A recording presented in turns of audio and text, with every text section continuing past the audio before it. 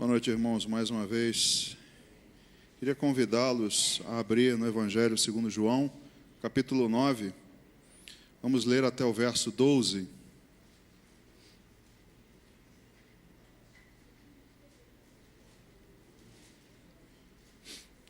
Evangelho segundo João, capítulo 9, até o verso 12.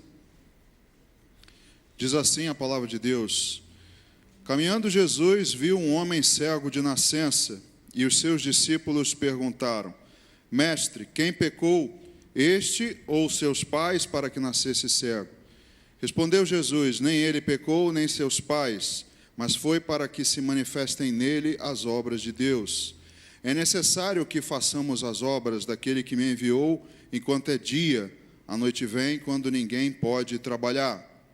Enquanto estou no mundo, sou a luz do mundo. Dito isso, cuspiu na terra e, tendo feito lodo com a saliva, aplicou aos olhos do cego, dizendo-lhe: Vai, lava-te no tanque de Siloé, que quer dizer enviado. Ele foi, lavou-se e voltou vendo. Então os vizinhos e os que dantes o conheciam de vista como mendigo perguntavam: Não é este o que estava sentado pedindo esmolas? Uns diziam: É ele. Outros: Não, mas se parece com ele. Ele mesmo, porém, dizia: Sou eu. Perguntaram-lhe, pois: Como te foram abertos os olhos? Respondeu ele: O homem chamado Jesus fez lodo, untou-me os olhos e disse-me: Vai ao tanque de Siloé e lava-te. Então fui, lavei-me e estou vendo. Disseram-lhe, pois: Onde está ele? Respondeu: Não sei. Pai, aqui está diante de nós, mais uma vez, a Tua palavra, Senhor, lida. Meu Deus, nós carecemos da Tua palavra, que nos conforta, nos enche de fé, Senhor, de intrepidez. Te pedimos, ó Pai, que ela fale aos nossos corações, através do convencimento, da ação do Espírito Santo. Que eu seja, ó Deus, um instrumento nas Tuas mãos, que o Senhor me use, Deus, de acordo com a Tua vontade. Quebra as barreiras, meu Deus, as distrações, os impedimentos, para que todos nós possamos sair daqui edificados pela Tua palavra. Assim oramos, Deus, e Te agradecemos em nome de Jesus. Amém. Amém, irmão, pode sentar. Irmãos, como você leu aqui comigo, um relato, né, de mais um milagre de Jesus, um dos milagres, uma passagem que eu confesso que é uma das que eu mais gosto, e nós hoje cremos em milagres, amém? Nós acreditamos que esses milagres são possíveis, e os milagres, eles causam uma reação. Todo milagre causa uma reação, amém? Quando nós olhamos para a palavra de Deus, uma passagem bastante conhecida no Evangelho segundo Marcos, lá no capítulo 5, versículo 15, quando Jesus vai e se encontra com o endemoniado gadareno, Marcos capítulo 5, versículo 15. Vou botar os óculos, senão não enxergo mais nada. Abro até no livro errado. Jesus tem misericórdia. Marcos capítulo 5, versículo 15, diz assim: Indo ter com Jesus, viram o endemoniado, o que tivera a legião, assentado, vestido em perfeito juízo, e temeram. Todos, ao chegarem ali, encontrarem o Senhor com o que fora endemoniado, ficaram com temor, viram aquilo espantados.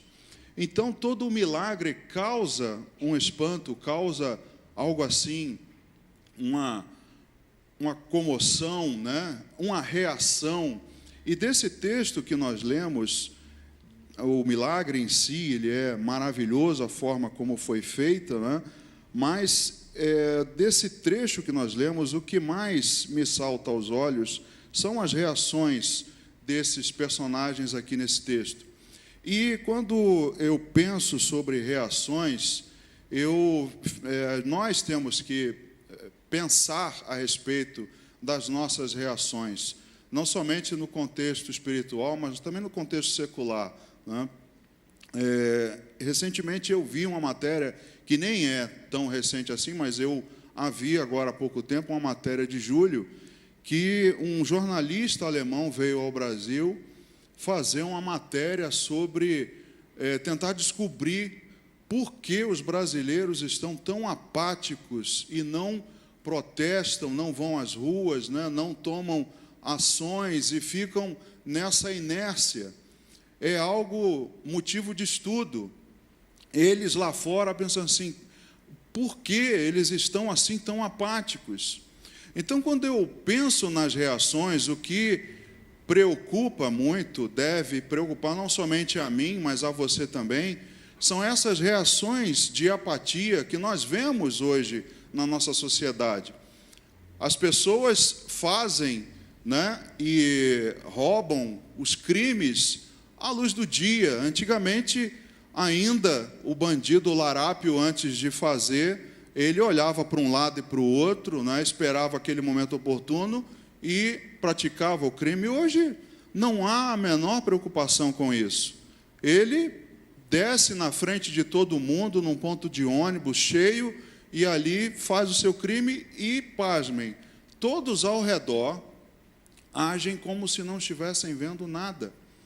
Nós hoje passamos para essa apatia, essa inércia, essa falta de reação às coisas que talvez esteja, né, nos causando, especialmente ao povo brasileiro, por causa de tudo que nós vivemos secularmente. Então é algo digno de estudo. Por que tamanha apatia de todos nós? E isso também me preocupa e deve preocupar a vocês, porque nós também podemos passar por essa apatia e essa falta de reação também na igreja. Nós, no mundo secular, como eu já disse, nós estamos nessa apatia, nessa inércia e nessa falta de reação. Quando vamos para o lado do mal, o mal já não nos espanta mais, né? Nós, se vemos um cadáver, nós passamos por cima dele. Essa é a realidade de muitas comunidades no Rio de Janeiro. Passa na frente de criminosos armados até os dentes e passa-se como se não estivesse acontecendo nada. Vemos atrocidades e já para nós não há mais novidade nenhuma. Isso para o lado da maldade. E quando nós olhamos para o lado dos milagres, o lado espiritual, o lado de Deus, nós também corremos o risco de ter essa inércia, essa falta de reação diante de milagres. Nós corremos o risco de ter essa apatia diante de milagres aos nossos olhos, de nós não sequer o vermos, passarmos por cima dele, não repararmos, ou se o virmos, ficamos inertes também, apáticos, como estamos em relação às coisas seculares. Mas quando eu olho para esse texto, como eu disse, o que mais me impressiona são as reações. A primeira é de Jesus, que Jesus ele vê um cego de nascença, mas de uma maneira especial, não como seus discípulos o viram. Você leu comigo que logo de cara eles perguntaram, mestre, quem pecou, este ou os seus pais, para que nascesse cego?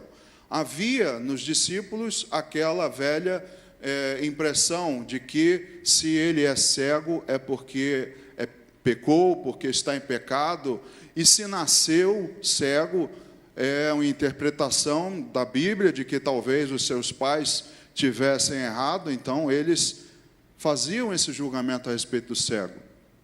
E Jesus, ele tem uma ação quando ele vê o cego. Jesus toma logo uma providência. Ele vê o homem cego de nascença e ele imediatamente toma uma atitude, não é? Então ele vê o cego não como os discípulos o viram, mas ele vê de uma maneira especial.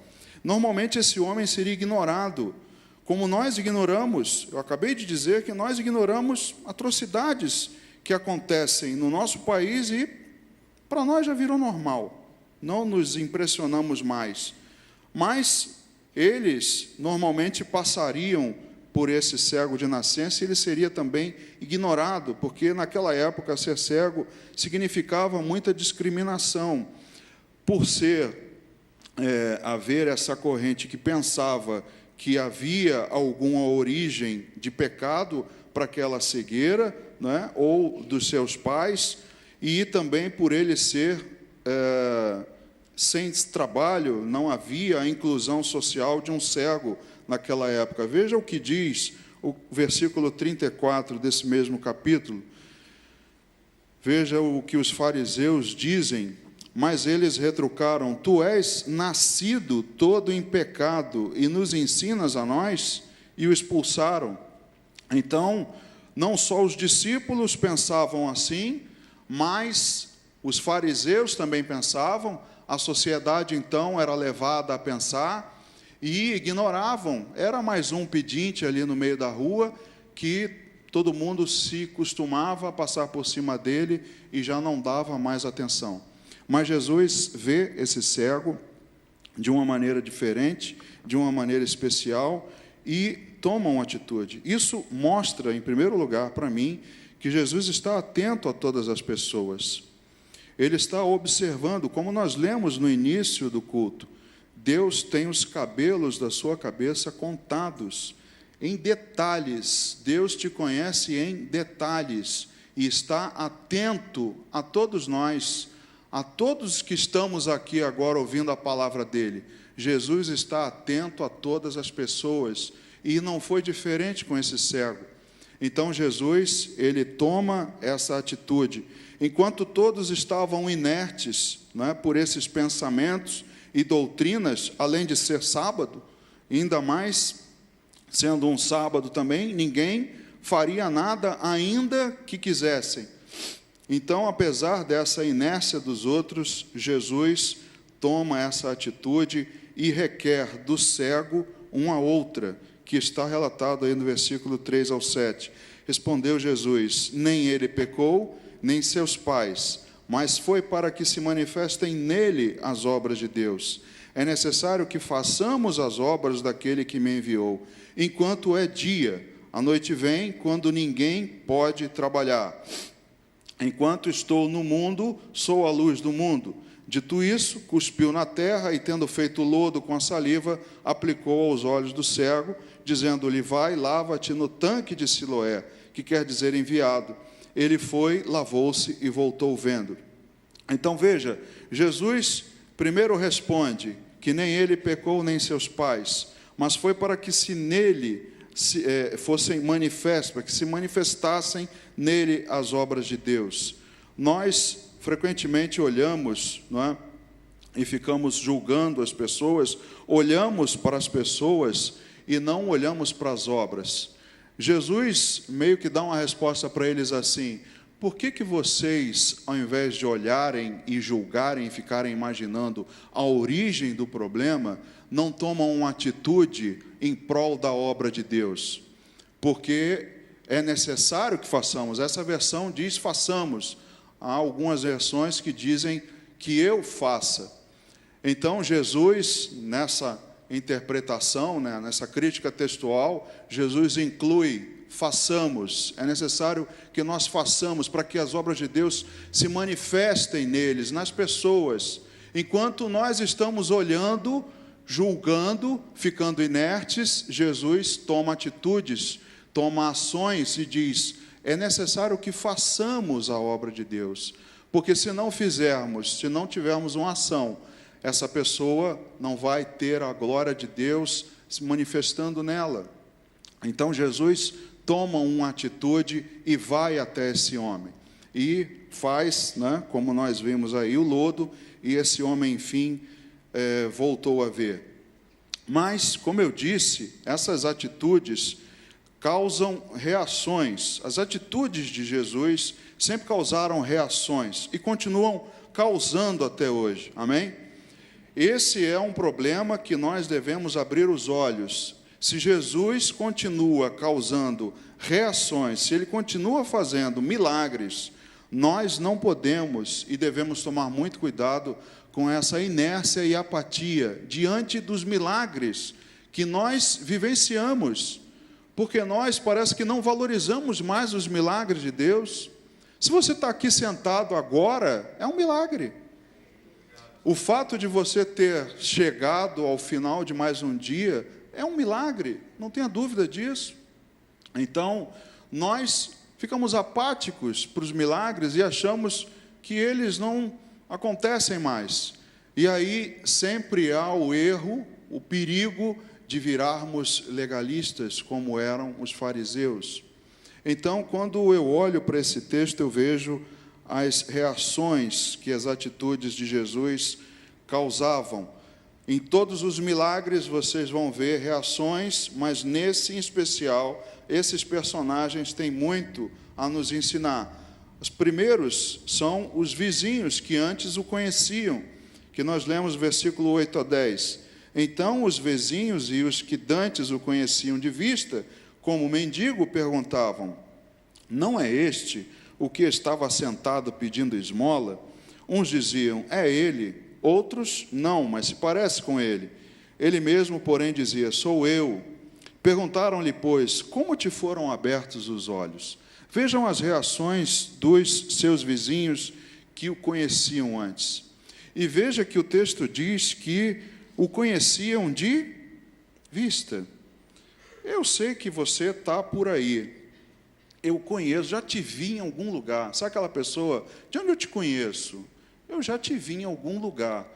Eles olhavam para esse homem como se fosse de vista, como muitos de nós corremos o risco de aqui na igreja, de passar por uma pessoa na rua, encontrar com alguém, falar: te conheço de algum lugar? Eu falo assim: eu sou da sua igreja, eu frequento lá. Assim, é mesmo? Poxa, eu te conheço de vista só. E eles aqui fazem a mesma coisa, o conheciam apenas de vista. E eles começam a questionar, eu imagino o debate, não o reconheceram a princípio, aí fica aquele bate-boca: não é, não é, então, mas reconheceram a transformação, viram a transformação no homem, não é? E mesmo sem conhecer profundamente aquele homem, porque apenas o conheciam de vista, passavam por cima dele dias e dias, as pessoas têm que ver as obras de Deus manifestas em nós.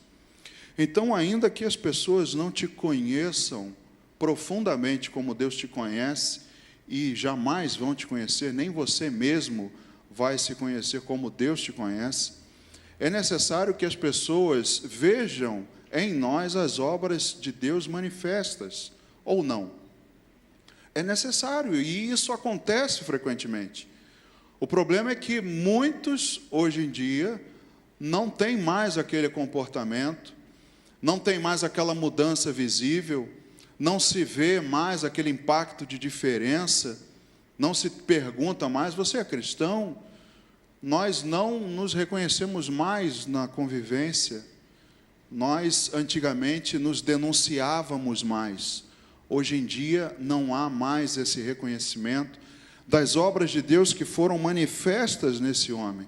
Eram visíveis, porque eles ficaram ali debatendo, e até que ele disse: não, sou eu mesmo. Pode não parecer, mas sou eu mesmo. Eu mudei, eu me converti, eu sou diferente mesmo. Agora quem você está vendo é outra pessoa, porque eu nasci de novo. Então é necessário que essas obras sejam visíveis, as manifestas em nós. E isso implica em confissão de fé, dizendo que sou eu mesmo, como ele mesmo disse lá no final da discussão. Ele já não aguentando mais aquele burburinho, ele falou assim: não, espera aí, vamos acabar com a discussão, sou eu. Então, as nossas vidas têm que expressar as obras de Deus. Os nossos testemunhos, os nossos comportamentos, eles têm que mostrar, como Jesus disse, é necessário que façamos as obras de Deus. Não foi ele, nem os seus pais que pecaram, mas é para que nele se manifestem as obras de Deus. Ou você acha que por você enxergar, você não vai manifestar as obras de Deus ao mundo? Você tem que manifestar, sim, com o seu testemunho, com a sua transformação, com o seu comportamento, com a sua mudança radical, como Paulo diz, uma mudança radical de mente, a renovação da sua mente. Então é necessário, e essa primeira reação, que nós vimos aqui, dos vizinhos, né? Ela tem que ser a tal ponto que leva à pergunta: o que te aconteceu? Como eles fizeram no versículo 10. Como te foram abertos os olhos? Será que o nosso testemunho e as obras de Deus em nós, que estão sendo manifestas, levam os outros a nos perguntar: o que foi que te aconteceu? Como se te abriram os olhos? Como você mudou? Por que você mudou? Porque ele, logo em seguida, tem a oportunidade de dizer. Mas, se nada na nossa vida se manifestar, se essa obra e a glória de Deus não se manifestar em momento algum na nossa vida, jamais alguém vai te perguntar: o que te aconteceu? Então, a primeira reação que eu vejo para esse texto e que nós devemos observar é a reação dos vizinhos que antes o conheciam. A segunda, também bastante conhecida, é a dos fariseus, que está aí nos versículos 13 ao 17. Veja só: levaram, pois, aos fariseus o que dantes fora cego, e era sábado, o dia em que Jesus fez o lodo e lhe abriu os olhos. Então os fariseus, por sua vez, lhe perguntaram como chegara a ver, ao que lhes respondeu: aplicou lodo aos meus olhos, lavei-me e estou vendo. Por isso alguns dos fariseus diziam: esse homem não é de Deus, porque não guarda o sábado. Diziam outros: como pode um homem pecador fazer tamanhos sinais? E houve dissensão entre eles. De novo perguntaram ao cego: que dizes tu a respeito dele, visto que te abriu os olhos? Que é profeta, respondeu ele. A segunda reação que me chama a atenção nesse texto todo, no capítulo 9, sobre esse milagre, é a reação dos fariseus. Eles revelam a verdadeira cegueira da religiosidade. Isso é o que mais deveria nos preocupar, porque ao ficarmos nessa apatia e nessa inércia às manifestações, aos milagres que acontecem ao nosso redor, nós também corremos o risco de sermos novos fariseus, novos legalistas, apenas estar aqui por causa de uma religiosidade. Entrar e sair daqui por apenas comparecer ao culto e não vermos as obras de Deus manifestas, não vermos os milagres acontecendo. Nós corremos esse risco, como os fariseus também se mostraram serem os verdadeiros cegos desse episódio. Os versículos 40 e 41 desse mesmo capítulo diz: alguns dentre os fariseus que estavam perto dele perguntaram-lhe: acaso também nós somos cegos? Respondeu-lhes Jesus: se fosseis cegos, não teríeis pecado algum, mas porque agora dizeis: nós vemos, subsiste o vosso pecado. O perigo é de nós virarmos fariseus e acharmos que vemos muito, que somos os conhecedores de tudo, e acabarmos virando religiosos, acabarmos entrando no legalismo, de apenas cumprirmos rituais e não vermos o milagre. Eles queriam cumprir rituais e preceitos, mas não viram o milagre. Não queriam reconhecer, não houve o espanto que um milagre deveria causar. Vejam a reação dos fariseus. O parâmetro deles a respeito de ser ou não de Deus é completamente errado. No versículo 16 que nós lemos, eles disseram: esse homem não é de Deus porque não guarda o sábado. Ora, não me importa se ele curou alguém, se ele ressuscitou alguém, se ele fez o que fez, não me importa, mas ele não é de Deus porque não guarda o sábado. Esse é o perigo da religiosidade. Nós deixarmos de ver os milagres e as manifestações das obras de Deus por causa da nossa religiosidade, do nosso neofarisaísmo. Esse é o perigo que nós devemos abrir os olhos, para que não venhamos a cair na mesma apatia e inércia que hoje vivemos por causa da nossa situação secular. Nós, no âmbito espiritual, não podemos ter a mesma apatia. Não podemos permitir que as manifestações das obras de Deus nos deixem apáticos, sonolentos, inertes, sem vontade de fazer nada, e ainda julgando os outros por não ter cumprido a liturgia. Eu deixo de ver o milagre porque não cumpriu a liturgia. Ora, eu vejo algo diante de mim, mas ele não guarda o sábado. Ora, mas ele veio assim, dessa maneira. Ora, mas ela está com o cabelo dessa forma. Ora, mas ele assim, assim, assado. Irmãos, nós temos que tomar o cuidado em não nos tornarmos como fariseus, ficarmos julgando os outros e deixarmos de ver e fazer as obras de Deus por causa da religiosidade. Como eu disse, podemos entrar aqui e sair todas as terças, quintas e domingos, entrar e sair e não ver milagre algum, e ficarmos na inércia, na apatia, e não fazermos as obras de Deus, e não ficarmos maravilhados com os milagres de Deus que Ele ainda faz hoje. Amém?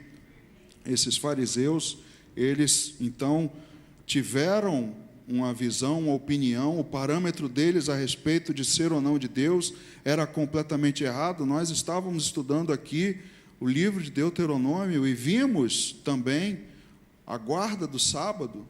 Nós falamos a esse respeito, Jesus dizendo: eu sou o Senhor do sábado. O sábado foi criado por causa do homem, não o homem por causa do sábado. Então o homem se aprisiona no legalismo, nas liturgias, e esquece de fazer a vontade de Deus. Esquece de olhar para o princípio que estava em guardar o sábado. E aí caímos na mesma armadilha dos fariseus. Nos tornamos iguais a eles, não com as mesmas roupas, com as mesmas vestimentas, mas com o pensamento igualzinho. Esse é um perigo que nós devemos abrir os nossos olhos. Eles não veem um milagre porque querem criticar o milagre. Nós aqui não queremos, na igreja, nós não queremos fazer as obras, mas preferimos criticar as obras. Nós preferimos atacar as obras, mas não queremos fazê-las, não queremos vê-las, não queremos participar delas, queremos ficar apáticos e inertes. Esse é o perigo dos fariseus que não pode atingir a nossa igreja. Amém? Então, é preferível, ser cego fisicamente do que não enxergar a glória de Deus. O Evangelho aí ainda em João, um pouco mais adiante, no capítulo 11, no versículo 40, João 11, 40, respondeu-lhe Jesus: não te disse eu que se creres, verás a glória de Deus? Se você não ver a glória de Deus, é preferível ser cego fisicamente. Porque esse homem, nesse texto do capítulo 9, ele viu a glória de Deus. Então Jesus diz aos fariseus: se vocês fossem cegos fisicamente, vocês não teriam pecado nenhum, mas porque vocês acham que veem alguma coisa, subsiste em vós o pecado. Olha só que coisa tremenda. Jesus diz a eles assim: antes vocês fossem cegos fisicamente e não fossem tão seguros de si mesmos e tão julgadores das minhas obras. Jesus foi severamente perseguido pelos fariseus e ele diz que era preferível ser cego fisicamente do que não enxergar a glória de Deus. Outros personagens que eu vejo me chamam a atenção das suas reações são os pais do cego. Versículo 18 ao 23 diz assim: não acreditaram os judeus que ele fora cego e que agora via, enquanto não lhe chamaram os pais e os interrogaram: é este o vosso filho, de quem dizeis que nasceu cego? Como, pois, vê agora? Então os pais responderam: sabemos que este é nosso filho que nasceu cego, mas não sabemos como vê agora, ou quem lhe abriu os olhos também não sabemos. Perguntai a ele: idade tem? falará de si mesmo. Isso disseram seus pais, porque estavam com medo dos judeus, pois estes já haviam assentado, que se alguém confessasse ser Jesus o Cristo, fosse expulso da sinagoga. Então, esse homem foi abandonado até pelos seus pais. Mesmo com um milagre que havia ocorrido, que Jesus havia operado, eles se tornaram cegos como os fariseus. Porque eles, com medo de serem expulsos da sinagoga, com medo de serem excomungados, com medo de serem afastados do convívio social, eles disseram: procura o meu filho, ele tem idade, ele que se vire, vai atrás dele e se resolve com ele, que eu não quero saber disso não, eu não quero me envolver, não sei porque ele está vendo, ele é cego mesmo de nascença, mas vai ter com ele, vai resolver com ele. Esse homem, ele também foi abandonado pelos seus pais, porque eles tiveram o medo de serem expulsos, afastados do convívio social. E esse é um outro perigo, abandonar o filho por medo da exclusão religiosa. Afastar o seu filho de si, deixar de ver as manifestações de Deus, as obras de Deus, os milagres, e por apatia, por inércia, por medo da religiosidade, de seguirem ali as doutrinas dos fariseus, de serem expulsos e excluídos da sociedade, deixaram de ver o milagre, deixaram de testemunhar, deixaram de ter uma reação diferente. Então, irmãos, nós precisamos atentar para as nossas reações diante do milagre, da palavra de Deus, de como nós reagimos, porque se nos tornarmos inertes como os fariseus, como os pais desse cego, nós assim não prosperaremos. Nós assim não faremos as obras de Deus, como Jesus disse: enquanto eu estou no mundo, sou a luz do mundo. É necessário que façamos as obras de Deus. Então esses pais tiveram uma reação de abandono do seu filho, ao contrário de Jesus, que ele, assim que o viu, foi até ele, tomou uma atitude, sem se importar com o que os fariseus iam dizer, sendo sábado, e ele mesmo várias vezes contestou os judeus: quem num sábado, se tivesse o seu filho dentro de um poço, não iria lá tirar ele de dentro?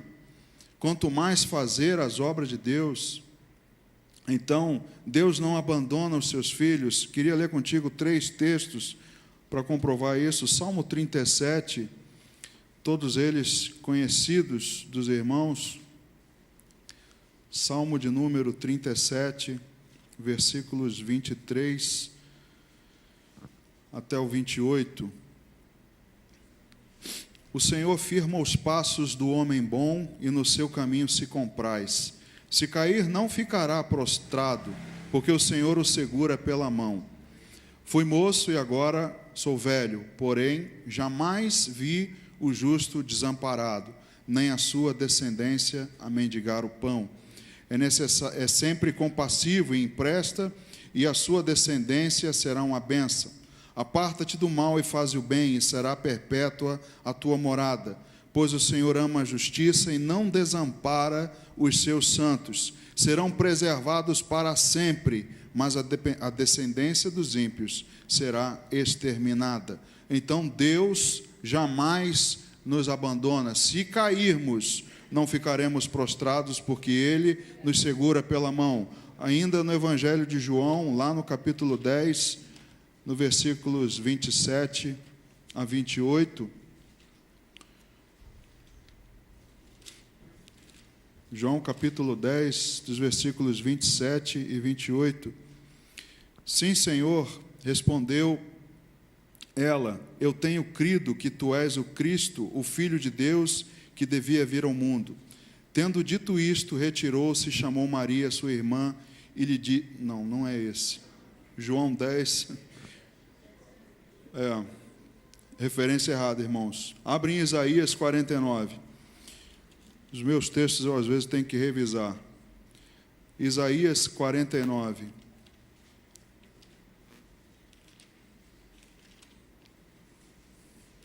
Isso na escola bíblica acontece também de vez em quando. Mas não se preocupem, não é o Alzheimer. Isaías 49, versículos 15 e 16. Acaso pode uma mulher esquecer-se do filho que ainda mama, de sorte que não se compadeça do filho do seu ventre? Mas ainda que esta viesse a se esquecer dele, eu, todavia, não me esquecerei de ti. Eis que nas palmas das minhas mãos te gravei, os teus muros estão continuamente perante mim. Os pais abandonaram o filho, que era cego de nascença e vivia pedindo esmola. Mas Deus nos diz: eu jamais te desampararei, jamais te deixarei. Ainda que uma mãe se esqueça do seu filho, eu, todavia, não me esquecerei de ti. Jesus, então, é o único que pode fazer milagre nas famílias. Jesus é o único que pode resolver os problemas de saúde, os problemas de pecado.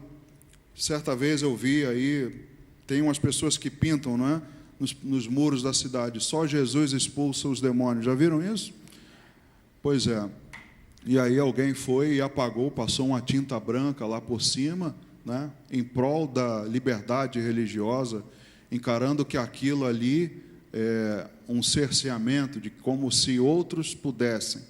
Não, a minha religião também resolve isso. Então eu posso apagar isso daí. Jesus é o único que pode fazer milagres ainda hoje, como fez naquele episódio com o cego. Então, Jesus é o único, irmãos, enquanto Satanás tenta destruir as famílias, colocando na cabeça dos pais, para que eles cheguem ao ponto de abandonar os seus filhos. Deus diz: eu jamais me esquecerei de ti. Eu sempre tomarei uma ação ao seu favor. Eu sempre tenho o controle da sua vida nas minhas mãos. Então, a reação dos pais do cego me chamam a atenção. E o último personagem, é claro, não poderia faltar, é o ex-cego. Voltando lá ao texto de João, capítulo 9, dos versículos 24 ao 33, diz assim: então chamaram pela segunda vez o homem que fora cego e lhe disseram: dá glória a Deus, nós sabemos que esse homem é pecador. Ele retrucou: se é pecador, não sei. Uma coisa eu sei, eu era cego e agora vejo. Perguntaram-lhe, pois, que te fez ele? Como te abriu os olhos? Ele lhes respondeu: já vos disse e não atendestes? Por que quereis ouvir outra vez? Porventura quereis vós também tornar-vos seus discípulos? Então o injuriaram e lhe disseram: discípulo dele és tu, mas nós somos discípulos de Moisés. Sabemos que Deus falou a Moisés, mas este nem sabemos de onde é. Respondeu-lhes o homem: nisto é de estranhar que vós não saibais de onde ele é, e contudo me abriu os olhos. Sabemos que Deus não atende a pecadores, mas pelo contrário, se alguém teme a Deus e pratica a sua vontade, a este atende. Desde que há mundo, jamais se ouviu que alguém tenha aberto os olhos a um cego de nascença. Se este homem não fosse de Deus, nada poderia ter feito. A outra reação que me chama a atenção é do ex-cego. Um homem que há pouco tempo era excluído da sociedade, não era sequer observado, as pessoas não o conheciam profundamente. Esse homem, quando é interrogado pelos fariseus, ele não faz como seus pais. Ele não fica preocupado se, poxa, agora que eu estou vendo inclusão social, é a minha virada, é a hora, é o momento de eu, né, ser alguém na vida. Ele não se preocupa com isso. Ele se preocupa em testemunhar. Ele se preocupa em não negar as obras de Deus, o milagre de Deus realizado na sua vida. E ele reconhece a transformação que Jesus fizera nele. No versículo 25, ele diz isso. Ele retrucou: se é pecador, não sei. Uma coisa eu sei, eu era cego e agora vejo. O homem diante dos fariseus, que podiam excomungá-lo, que podiam e tinham, né, autoridade, eram as autoridades religiosas, ele não temeu diante desses homens.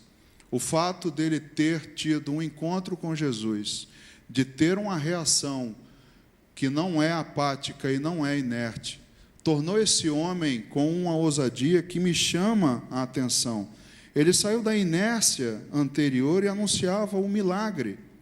Versículo 11, como eu disse, ele já sai pregando. Ele diz, olha, esse Jesus, o homem me chamou, fez lodos, untou meus olhos e disse-me, vai ao tanque e lava-te. Eu fui e estou vendo. Ele já sai anunciando, né, e dizendo a respeito das maravilhas, do milagre de Deus.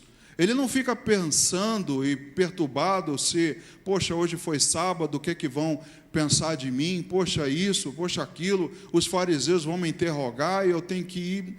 Não, ele alcançou uma intrepidez que só os transformados por Jesus têm, ao ponto dele chegar diante dos doutos da lei e com muita autoridade e intrepidez dizer a eles, né? Já vos disse e não atendes, porque quereis ouvir outra vez? Porventura quereis vós também tornar-vos seus discípulos?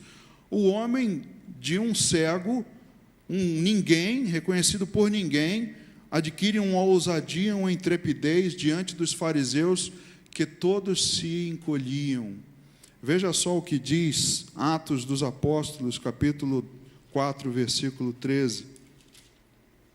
Atos, capítulo 4, versículo 13. Quando Pedro e João chegam diante do Sinédrio,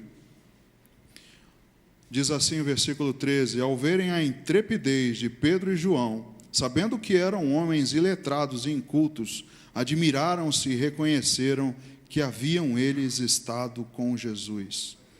Esse homem adquiriu uma intrepidez que as pessoas pensam assim, esse cara encontrou com Jesus.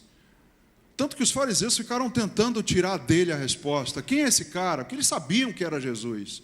Eles queriam mais um argumento para persegui-lo, para matá-lo, para ir levá-lo a um tribunal, para julgá-lo. E eles ficam tentando, né, tirar desse homem uma negativa. Não, não foi Jesus, não isso, não aquilo. Mas ele adquire uma intrepidez que o Sinédrio reconheceu quando Pedro e João falaram diante deles. Como é que pode alguém iletrado em culto ter essa ousadia? Esses caras com certeza encontraram com Jesus. Então, quem tem um encontro com Jesus verdadeiro e é transformado por ele, sai da inércia, da apatia, abre os seus olhos, vê o milagre, ele adquire uma intrepidez e não se cala. Ele muda, ele se transforma, ele prega, ele faz as obras de Deus. Essa é a reação, a mais admirável nesse texto do capítulo 9. E os outros nós olhamos a reação de apatia, as reações de questionamento, e como eu disse, nós temos que tomar muito cuidado, para que nós também não passemos aqui dias e dias, anos e anos, e fiquemos nessa inércia, sem fazer nada diante das maravilhas que estão nos nossos olhos todos os dias. Não podemos cair nessa apatia. E a ele, Jesus se revela, no versículo 35 a 39, lá de João, já estamos encerrando, João 9, dos versículos 35 ao 39, diz assim, ouvindo Jesus que o tinham expulsado, encontrando-o, lhe perguntou, crês tu no Filho do Homem? Ele respondeu e disse, quem é, Senhor, para que eu nele creia? E Jesus lhe disse, já o tens visto, e é o que fala contigo. Então afirmou ele, creio, Senhor, e o adorou. Prosseguiu Jesus, eu vim a este mundo para juízo, a fim de que os que não veem, vejam, e os que veem se tornem cegos. Então, Jesus a esse homem se revela. Jesus toma uma reação também diferente da dos outros. Vejam a prova de que Deus jamais abandona, ainda que seu pai e sua mãe te abandonem. Jesus, ao ver esse homem ser interrogado pelos fariseus, sabendo de tudo que ele passou, ele vai ter com esse homem e pergunta a ele: crês tu no Filho do Homem? E Jesus se revela para ele: pois eu sou esse que agora você vê de fato com os teus olhos humanos. Mas o pior, irmão, é que nós podemos ter olhos perfeitos, mas podemos ter cegueira espiritual, podemos ter uma apatia. Esse homem já não tinha dignidade na sua situação anterior, e agora seus pais o abandonaram, ele foi expulso da sinagoga, continuava sem reconhecimento social, porque isso causava, né, a excomunhão. Você não podia mais comungar, não poderia mais haver comunhão com os demais, então ele foi excluído, não havia reconhecimento social, porém teve o maior prêmio de todos, o encontro com Jesus. E nós temos que tomar cuidado. Nós podemos nos preocupar demais em comparecer aos cultos e não ter um encontro com Jesus. Nós podemos nos preocupar demais com as liturgias, em olhar para os outros, em julgar as obras dos outros e não vermos o milagre, e não sairmos da nossa inércia, da nossa apatia. Veja, irmãos, o exemplo que nós temos enfrentado no nosso país. Uma apatia, já não há mais crença nas instituições, e as pessoas não têm mais vontade de se manifestar. Mas nós não podemos permitir que espiritualmente isso aconteça conosco. Nós podemos e devemos continuar vendo os milagres que Jesus ainda faz hoje, todos os dias. Amém? Que a nossa reação não seja de inércia ou de indiferença, mas de adoração e obediência, como teve a do cego. Amém? Vamos ficar de pé, vamos louvar. Queria fazer uma oração contigo. Vamos orar juntos.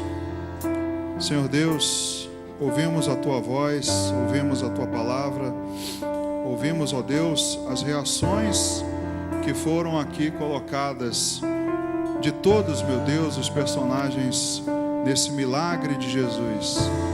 Pai Santo, nós não queremos, Deus, enfrentar a apatia, não queremos, Pai, enfrentar a inércia, porque secularmente as pessoas não creem nas instituições, mas nós cremos no Senhor Jesus.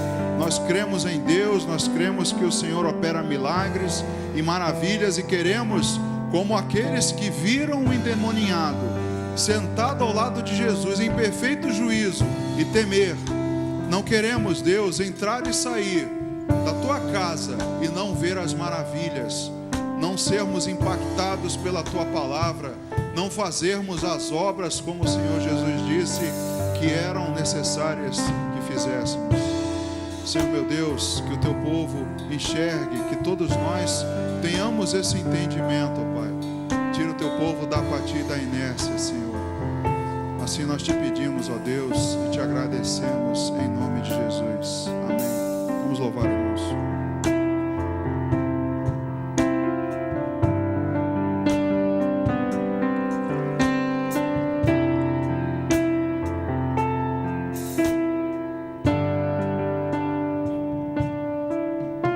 Senhor, eu quero mais te conhecer. Senhor, eu quero mais te entender. A tua face eu quero contemplar, ouvir tua voz, te obedecer. Abra os meus olhos com a tua luz, toca o meu coração com teu amor. Dá-me entendimento